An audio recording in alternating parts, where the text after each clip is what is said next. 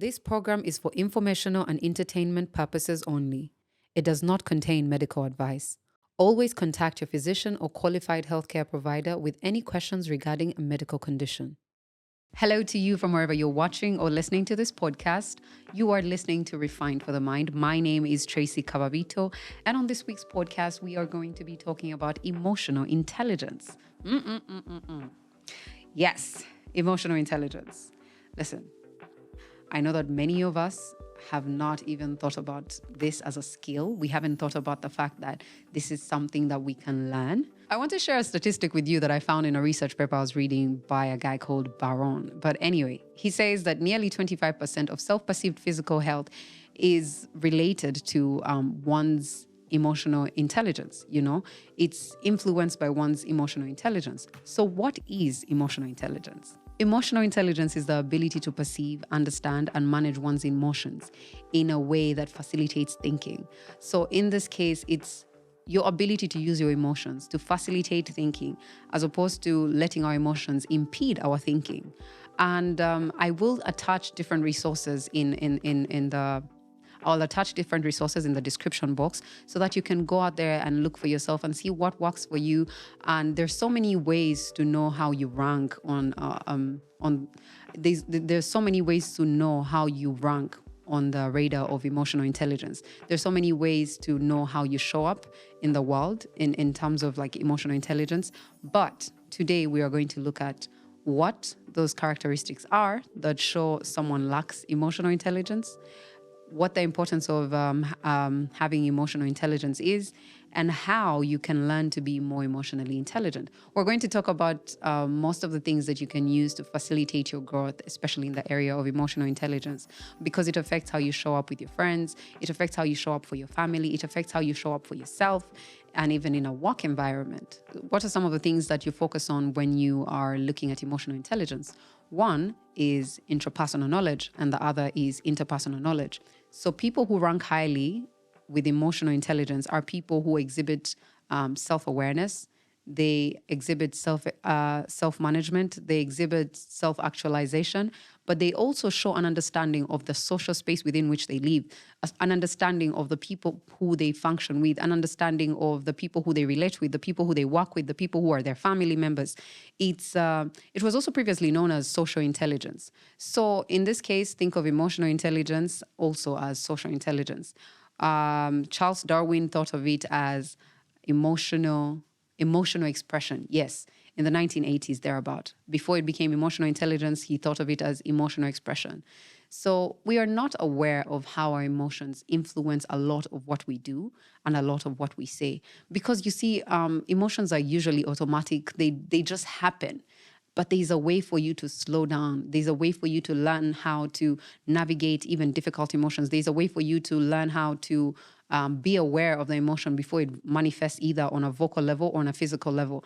Because we know that once it manifests on a vocal level, you might say something that's hurtful to someone. You might sound indifferent. And also if it manifests on a physical level, if you let your emotion take over you, it might manifest as you being physically abusive to someone. So this is why everything that we've talked about thus far is about awareness. It begins with awareness of your emotions. Now, a lot of us do not want to even associate with emotions. We don't want to think about the fact that we even have emotions. Your lack of acknowledgement for your emotions makes you fail to see or fail to notice how the things that you do affect others and affect yourself to begin with. Because if you're affecting other people in a way that is negative or in a way that is positive, you'll be the first recipient of whatever it is that you're dishing out. But because you're not aware of it, or because you think you're a hard guy, you're not aware that the emotions that you have are actually influencing your actions in that very moment. Whether you think of yourself as a person who has maybe suppressed or repressed your emotions, they manifest either on a physical level or on a vocal level. I want us to explore some of the competencies that people with emotional intelligence will exhibit. One is self-regard. And if you haven't yet listened to the podcast on knowing thyself, you can just go back to the very first podcast that we aired. But self-regard, so what is this? the ability to understand thyself, the ability to understand what your weaknesses are, what your strengths are, what your values and beliefs are. All these will exhibit that a person has the ability to be emotionally intelligent in situations that require of someone to use emotional intelligence. What do I mean by this? They are aware of the things that might trigger them to act in a way that's contrary to who they want to become. If they're aware of what their strengths are, then they make sure that they're leveraging those strengths. They're walking the path which leads them to actualize their potential, you know? So in that case, someone who's high in emotional intelligence might exhibit those. So in case you're wondering, what are those things that someone with emotional intelligence might exhibit? These are some of the traits you might notice in someone who has high emotional intelligence. So you look around your circle, you might see these people, whether it's in your family or within your workspace, or even within your church community or whatever community that you belong to. People who are high or who rank highly in emotional intelligence will show self-regard. Self-regard is the ability to understand oneself and also to accept oneself as they are. If you haven't yet listened to the episode on self-awareness or knowing thyself, you can go back to the very first episode of this podcast and get to understand how you can actually navigate that. So someone who knows who they are, someone who has self-regard, is someone who has understood their weaknesses and someone who has understood their strengths. In that way, they are able to leverage their strengths and also work towards being a better person in the areas in which they are weak. This is someone who will exhibit high emotional intelligence because they know how to show up in the world. They already know where they fall short. They already know where they have strength. They already know what to do and what not to do. But again, everything that we're talking about ties back to awareness. So if you do not know what you're dealing with, then it's very unlikely that you will know how to confront it. So take some time. If you are a person who wants to grow your emotional intelligence, you need to understand thyself. This is very crucial for any kind of inner work that you're going to do. You need to know who you are. You need to know who you are, and I cannot emphasize it enough. Everything we're talking about is useless if you do not understand what your values, what your beliefs, what your patterns, what your feelings and thoughts about different things in the world are. You need to understand these things. So people who are high in EQ, as I will call it going forward, people who are high in EQ exhibit self-regard. And another trait that people with high EQ exhibit is their ability to expand their focus of attention. They do not see things as linear. They understand that things are not just black and white, and therefore this makes them relatable. This makes other people relate with them easily. This also makes it easier for them to deal with problems in a way that employs a 360 understanding. They don't see things this or that. They understand that there's so many other things that are in between. They understand that there's so many ways to go about a problem. They understand that there's so many ways to understand things. And therefore, it also makes them, in this way, because they have an expansive way of looking at things, it makes them more tolerant of other people. It makes them understand other people better. It makes them extend themselves better. People who are high in emotional intelligence also know how to resolve problems. Again, it's tied to what we just talked about because of their expansiveness. They don't see problems, they see situations, or they see 1,000 ways not to do something or 1,000 ways to do something. So people who rank highly in EQ will understand that this is not a problem. This is something, this is a situation, or this is a hiccup, and there's a way around it. There's a way we can navigate this. So this makes them emotionally intelligent. And because they exhibit all the above, it also makes them very empathetic. People who are high in emotional intelligence are kind, they're thoughtful, and they take their time to understand where other people are coming from. They're not limited by their own understanding of things. They understand that people come from different walks of life, and so they meet everyone where they are with kindness, with respect, with a gentleness that requires that seeks more to teach the other person about how to navigate something or how to understand something other than something that's self-seeking. They don't focus on just themselves. Like Daniel Goleman says in his book, Emotional Intelligence, he says that self-absorption contracts our world. When we focus just on ourselves and our beliefs and what we want and all those things, it limits our understanding of the world and of other people. And therefore, when we encounter other people, even in situations that require us to see other people or to extend grace to other people, we don't see the need to do that because we are so focused on what we know and how we know how to do things. And we don't let other people enjoy the fruits of their understanding. We don't let other people enjoy their ideas, or even to let their ideas manifest, or for them to share what it is that they think, because we think that what we know is what is right. And now that we know what it is someone with emotional intelligence might exhibit in their traits, we also need to know what a lack of emotional intelligence looks like. First things first, people who do not know who they are, definitely. A lack of self-awareness. A lack of self-awareness is a clear indicator that someone might lack emotional intelligence. We've already said a lot about self-awareness, so I'm not even going to expound on that. Another thing that you will notice among people who lack emotional intelligence is impatience. My goodness. If you see someone who gets rattled easily, and I'm sure when we look around us, there's so many of those people. There's so many people who want things to happen now in the way that they want them to happen. But there are people who are so impatient with the process, in that even if you try to make them understand that this is not something I have figured out yet, they want you to they want you to make it happen there and then. They have a tendency not to be considerate or not to be understanding. Another trait you will notice among people who lack emotional intelligence is many a times they are actually very judgmental people. Now, I hate to be this person, but I've experienced this a lot among the Christian community. No shots fired. It is what it is, sometimes when people start walking their path on the Christian path, if they see someone who's perhaps just beginning the path, there's a tendency to judge other people because they feel that maybe the other person has not yet progressed in the way that they have. But this in itself is a lack of emotional intelligence, because it's so easy for us to forget that at some point we were at the starting point of where someone else is in that very moment. So we don't extend grace, we don't extend love, we don't extend kindness, we don't even extend understanding. And so that in itself is a lack of emotional intelligence. And this does not just affect you. If you have the inability to understand, if you are judging other people, you are definitely judging yourself. So that's why when we're judging other people, when it comes down to us, we don't give the same grace to ourselves either. We judge ourselves because on a conscious level, we are also already judging other people. Judgment goes beyond even just being judgmental of other people and of thyself, but it also makes you overly critical. And who wants to be around an overly critical person? Whatever you do, someone is like, but this is not right. But this is not right. But this is, oh my God, it must be so exhausting to be around someone who is constantly looking for the things that are wrong with everything that you do. And this can kill your confidence. It can kill the confidence of other people. And we don't realize how our emotions then trickle down, even in the organizations that we work with. You are with a team and you're working with them, and they're probably working tirelessly and they're trying to bring out the best that they can. But then you pick and choose the things that you will focus on. It's like, oh my God, here are 10 good things that we've done with the project. But hey, what's with that one thing? And it's also, in a way, it's also a level of perfectionism.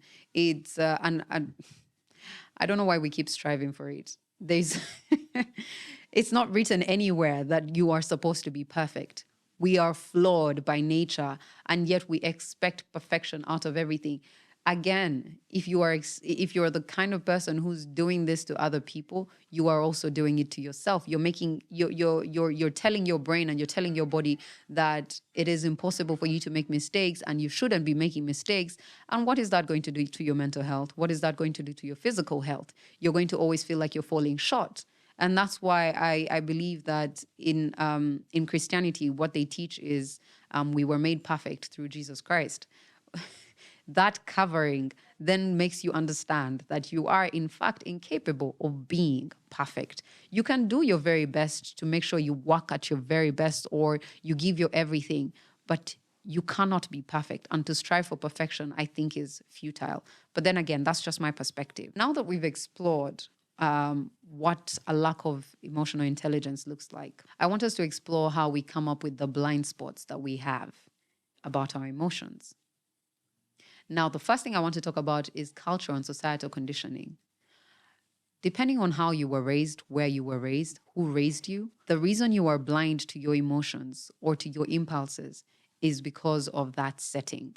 And now, this is not an excuse, or this is not a crutch for you to hold on to and say, oh, my emotions were neglected as a child, so I learned to shut them off.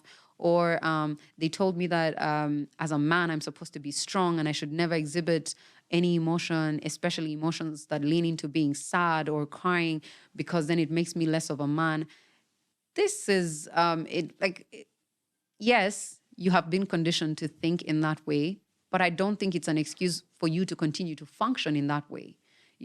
There's ways to unlearn and there's ways to learn new things. But if you say that, if you stick to the fact, or you hold on to and grasp the fact that, oh, I was conditioned this way, conditioning is what it is. It's conditioning, but it's adaptive. It can change. For you to see conditioning as something that is fixed is where the limitation lies. But there's a way for you to undo all of that.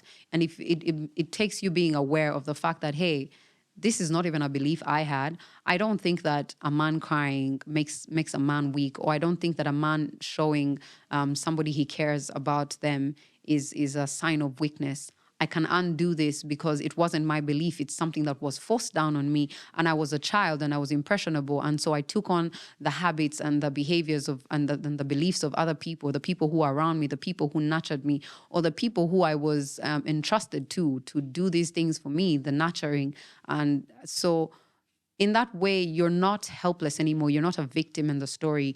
You see the victory of actually undoing that and saying, but I feel these things, and sometimes I actually do want to cry, but then because I've been told it's not okay, then I end up not crying. Or I end up, even if it's something like happiness, there are people who are so suspicious of happiness. It's so interesting. I used to have a friend. So every time someone was doing something good, she would get so suspicious, and should always ask, why is this person doing this?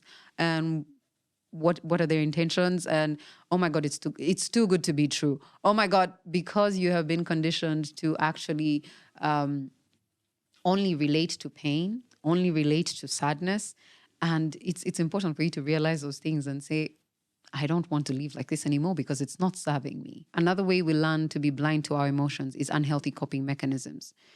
You perhaps went through a traumatic event, and there's no way to talk yourself out of that. But then what do? We go ahead and numb that. We numb that situation, or we lock it away so far away that we don't want to confront the emotion.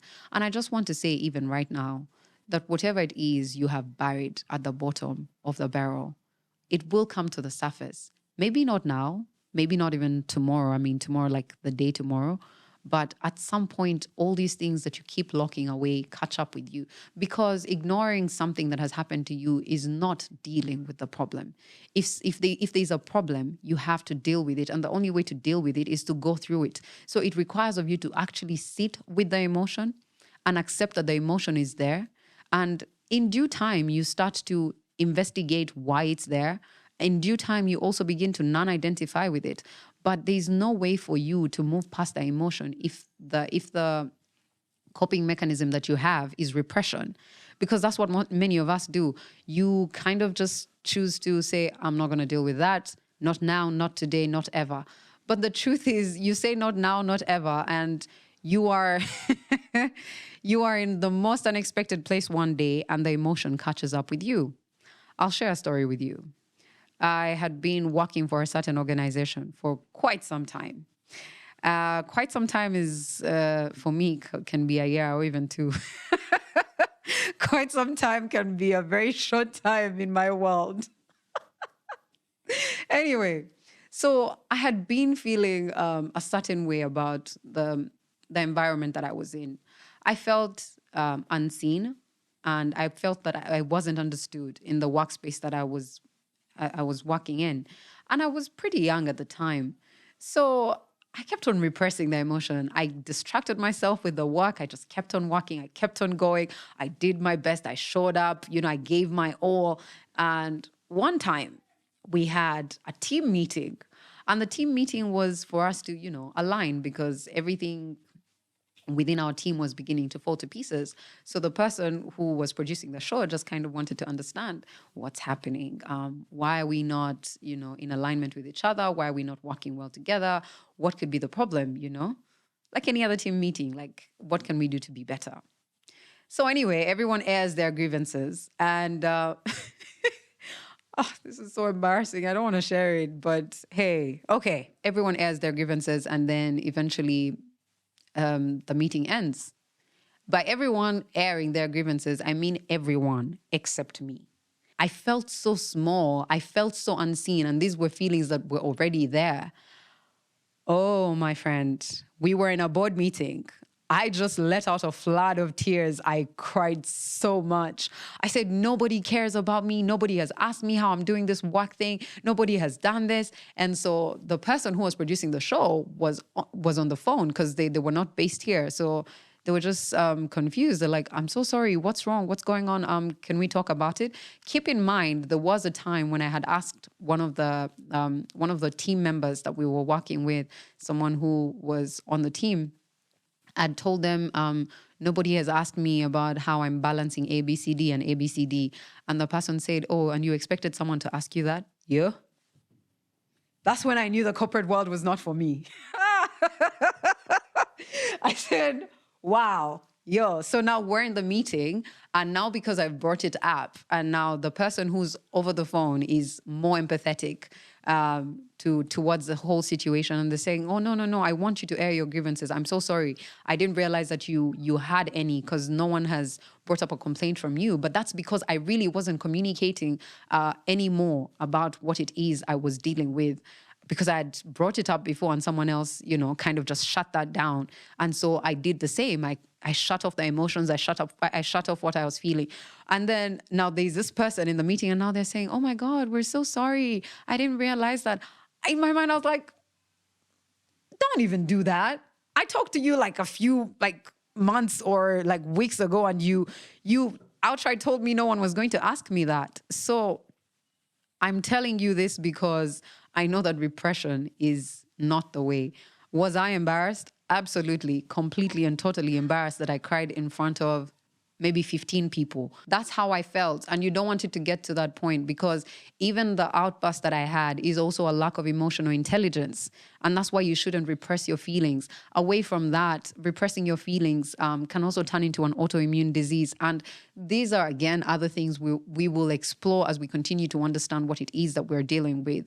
All these things that we're talking about are actually related to disease, but we don't see it because no one tells us about these things. Or we are also not seeking out the information and understanding how these things affect us on a physical level or on a mental level. And so in that case, your coping strategies might be the reason that you actually are blind to your emotions. And the other thing that might make us blind to our emotions, again, is a lack of awareness.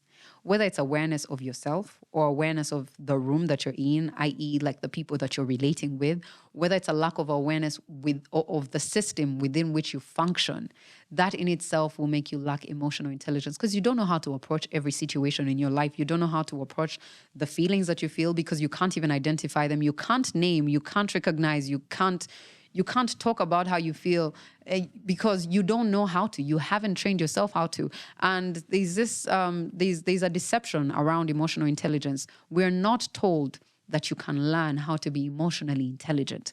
The same way you can learn how to ride a bike, the same way you can learn how to cook, the same way you can learn how to do the job that you're doing today, you can train yourself to be more emotionally intelligent or socially intelligent.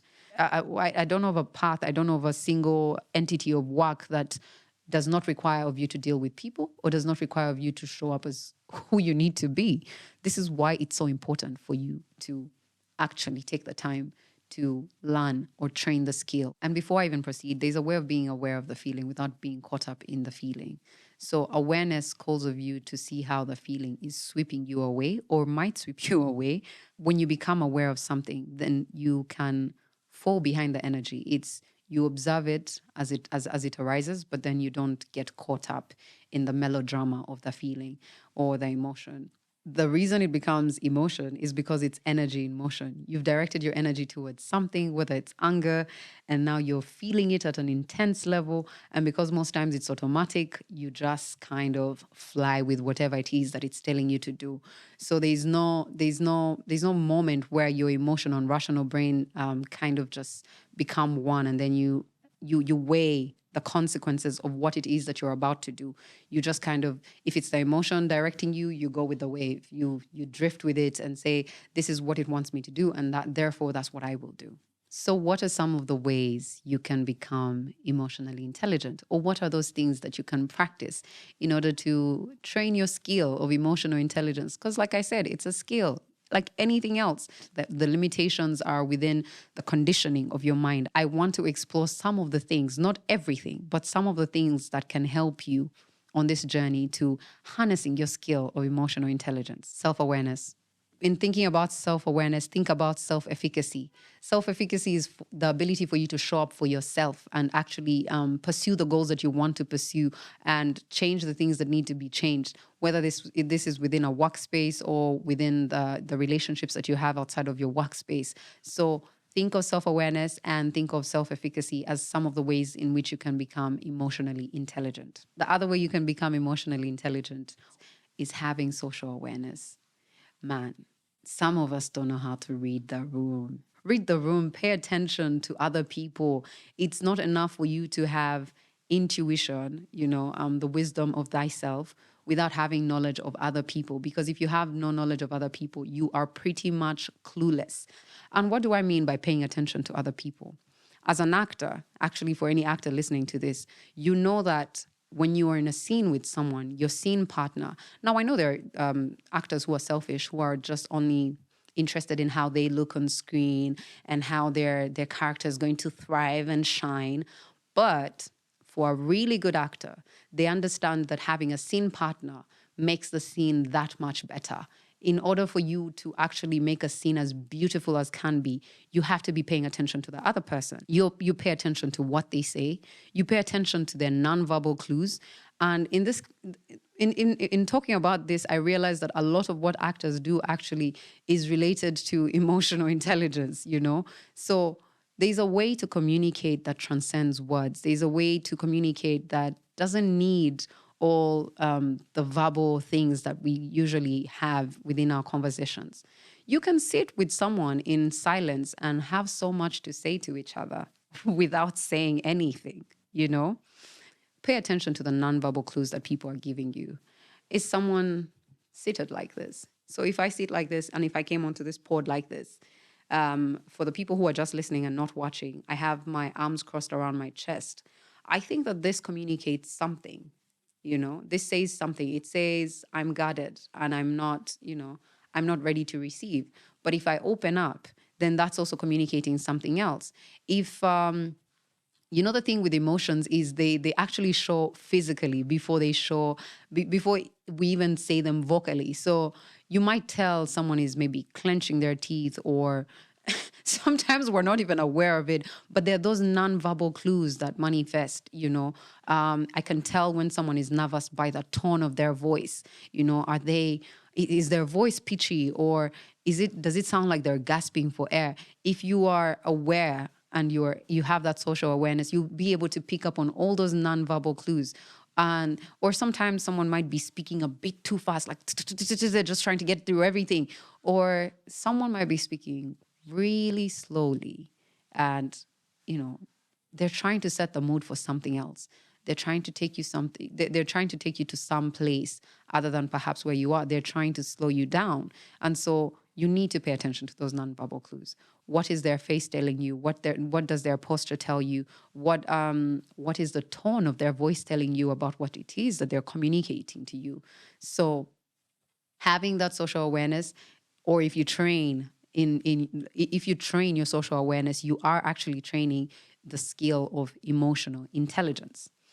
Another way for you to actually train this skill is for you to speak to someone. Get feedback, guys. In the same way you get feedback or appraisals in your workspace about how well you're doing your work and how excellent you are, how integral you are. you also need to ask someone that you trust, a trusted colleague, a trusted friend, or even your partner, really. Usually it starts within the smallest communities, even before we go out into like a workspace. Talk to someone and say, how would you rank my ability to deal with difficult situations? Would you say I use my emotions in a way that is constructive or in a way that is destructive? And in that case, if the person knows you very well, I recommend that you do it with someone who knows you really, really well. Before we even go ahead, please don't ever let a good or bad mood fool you. These good and bad moods as well can be emotional extremities. And therefore, you will not be training the skill of emotional intelligence. So, again, it brings you back to awareness. It's having that sweet spot somewhere in the middle, the balance, the equanimity to stay somewhere in the middle. Like, I know I'm feeling really good. It doesn't mean that don't feel how good you're feeling, but be aware of the fact that this is going to pass away, and don't make very haste decisions because you're feeling good. Oh, yeah, there are times I have felt really good and I have spent a lot of money. Oh my God. And there are times I felt really bad and then fallen back on the habits that I've created because, oh, I'm feeling bad. It's it's such a lame excuse not to do things because you don't feel like it. Life is not just about feelings. Yes, recognize them, accept them, but then there's no need for you to identify with them and cling onto them like they are a master. Because again, like not mastering your mind, if you do not master your emotions, guess who's going to become the slave? You and I, The possible benefits of ranking high in emotional intelligence is it improves the quality of your relationships. When you have the ability to see other people, to understand them, to hear them even when they don't say anything, people learn to trust you. People respect you based off of how you treat them because you have an awareness, you affirm them and you actually acknowledge them. It's a thing where even if someone is not doing so well, you're a team builder. You're not impulsive, so you kind of just always encourage people even in their strengths. I've actually met a lady, one of my friends, her wonderful mother. She was talking to me about this and she was telling me she works for one of the big organizations, and I was asking her, how do you exist within a workspace where perhaps you don't have the same values and beliefs as other people? Because that's what usually happens in a workspace. You're forced to coexist with people whom you do not really know. You know what they show you. You're all there because of your different skills and your different capacities. And she said, I like to focus on if I had to pull down everyone based off of what they don't do right, then I wouldn't be able to, lead anyone. One of the benefits of having emotional intelligence is that you create trust around you. You create an atmosphere of harmony. When you begin to train in the trait of emotional intelligence, you also become very empathetic towards yourself and empathetic towards other people. Daniel Goleman, in his book, Emotional Intelligence, brings up a really important phrase that was said by Martin Luther King. The people who don't stop to help someone are the kind of people who say, what happens to me? But then the people who actually stop to help someone say, if I don't stop, what happens to that person? So it's look beyond yourself, in everything that you do. I don't care what you do for work. Whether you're a lawyer, a banker, actor, musician, your work has to mean much more than what you are. Like, it has to go beyond yourself, because if it's just about you, then your work is going to die with you. The other benefit of being emotionally intelligent people tend to be confident people. There are people who you just see and you just know. They have an aura about them. So when they walk into a room, you don't feel any pretensions. You just think to yourself, damn, that girl is confident. Damn, that woman is confident. It's how they walk. It's how they speak. When someone is emotionally intelligent, they're confident in their ideas. They're confident in what they can do in the pursuit of their goals. They're confident even when they sleep and fall, because confidence doesn't mean that, oh, I am so good and I'm so perfect. No. Confidence also means that someone understands I'm a flawed human being, and there's no need for me to feel bad about the fact that I fall down sometimes, that I fail to reach certain things sometimes, or I fail to even be a good person at times. It's your recognition that, hey, I fell down, like I fell at that point, but I can get up. I don't need to stay on the ground. And these same people are the people that you will find exhibiting curiosity. People who are emotionally intelligent are very curious beings. They tend to ask the right questions, not in a way that is cynical, but in a way in a way that seeks to understand what they don't understand.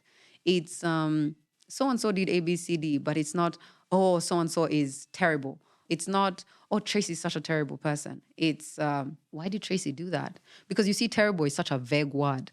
But if I seek to actually understand the motives behind someone's actions or what it is that could have pushed them to do something, I've already I've broken down all the I've broken down all the walls I would have put around this person and all the judgments I would have placed around them. I've become curious. Why are they doing what they're doing? What is their experience? And in that way, emotional intelligence requires of you to be curious about everything, even work. Even when you're within a team, you ask intentional questions, questions that allow your team to build and to actually think, guys, think in a way that is productive, not in a way that's destructive. You have to employ critical thinking. You have to ask questions that empower people to actually solve a problem, not you talking down on them. How can I think outside of the box or in a completely different space if the person who I'm working with or if the people I'm working with are not employing curiosity? They're not nurturing me to actually ask better questions. They're not nurturing me, or they're not even giving me the room to grow and expound on what it is that I know or the ideas that I have. So emotionally intelligent people understand this ripple effect. They understand what it means to they understand what it means to show up as their best selves. They understand what it means to ask the right questions. They understand what it means to relate with other people. They understand what it means to actually know who they are. They understand how all these things are interconnected and how they serve the greater purpose beyond themselves. This is where you find a working space. And again, it's not always bad. I've also worked for someone who was a really emotionally intelligent human being. It's one of the best organizations I've ever worked for. And as you might imagine, it was an international organization. But it was that consideration of human beings as, I'm not saying that all international organizations have that harmony, but for me, it was when I first experienced working for someone who was actually a wonderful person, who actually understood that human beings are more than just the work that they do, that they too have things that they deal with outside of their work. And therefore, even in approaching work, it's not that we ignore what's happening at work or that we give people passes because of their emotions, but it's that grace, it's that extension of, I know that things are not very well today. I mean, I know that things are not going well within this month or whatever is happening with you, but hey, this is how I think you can navigate it, and what can I do to help you? And if you need some time to maybe reflect and revitalize yourself, I'm giving you 2 days or 3 days or a month or whatever. But you cannot kill the goose that lays the golden eggs. This is something that Stephen R. Covey presents in his book, The 7 Habits of Highly Effective People. So I am grateful that I got to experience work in such a way, work in a way that's not, I don't know, that's not rigid, where people understand the need for flexibility within a workspace. Emotionally intelligent people also exhibit a lot of self-control. And I'm thinking about, of course, Rumi's Essentials. Rumi was a poet, and I like how he presents self-control in one of his poems called Sexual Urgency. It's that notion that if someone cannot control their bodily desires, then they're not worth being called a leader. If you take whatever is going on within your mind outside of you and put it like make it somewhat like another human being who's seated outside of you. There's so many things that you do to yourself or that you say to yourself that you wouldn't let other people say to you. And yet you keep doing the same thing. And so when we're not able to see these things as something separate from us, as an entity, or like that critique that's within your voice, that's within your mind, then we're not able to control ourselves, because the emotion arises, you go with it. The thought arises, you go with it. It's that feeling of being rudderless. Again, like Goleman says, It's that feeling of being aimlessly drifting through life, because you know what, you're helpless. I mean, after all, this is who you are. This is what you are. You are your conditioning. That's basically what you're communicating. But as we finish this episode, Daniel Goleman talks about, and if you want, this is a book you should read. I think it's one of the best books that have been written about emotional intelligence. Daniel Goleman presents this idea of insight or intuition. He says that many of us have become so focused on rationalizing everything that we feel. Like we don't see the importance of the emotional brain, intuition. So many of us have turned that off, actually, even women. And yet many women tend to be very high in intuition, but we've kind of turned that off for whatever reason. Know that it's still available to you. So intuition is that insight that comes from within. Intuition comes from going within, so you don't end up drifting aimlessly through life. We have talked a lot about emotional intelligence today.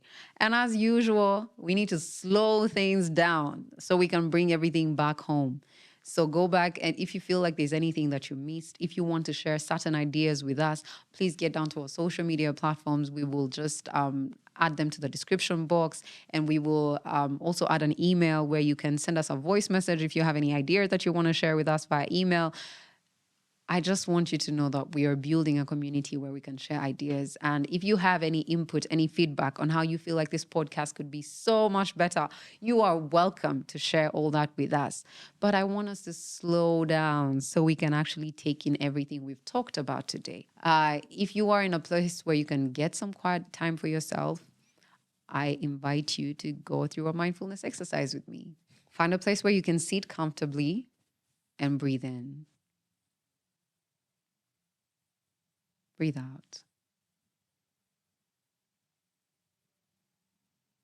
Breathe in for 4. Hold for 4. Exhale for 4. Breathe in for 4. Hold for 4. Exhale for 4.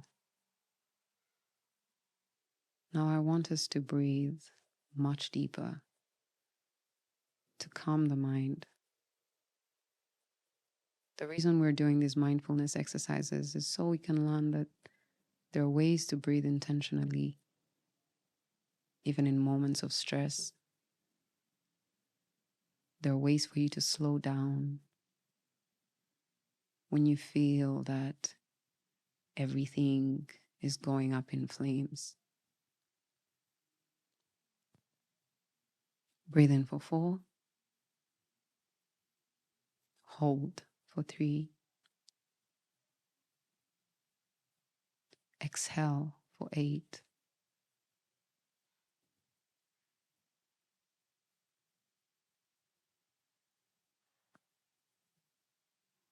While you repeat this breathing, I want you to feel the breath at the top of your head when you inhale, and to feel it in the center of your chest when you hold, and to feel the exhalation up to the bottoms of your feet. Allow your breath to return to normalcy, and gently open your eyes. So the exercise I have for you this week is to ask yourself, what is my emotional brain telling me to do? And what is my rational brain telling me to do? And weigh the consequences of each. I want you to see for yourself what each looks like. How are my emotions impeding my thinking? And how is my rational brain impeding my emotions? Or how is my rational brain neglecting the things that I need to be paying attention to? Because the two are supposed to work hand in hand. Not overly rationalizing things, and also not letting your emotional brain drive your every decision and action. Thank you so much for listening to Refined for the Mind. I'm your host, Tracy Kawabito. I'll see you next week on Thursday.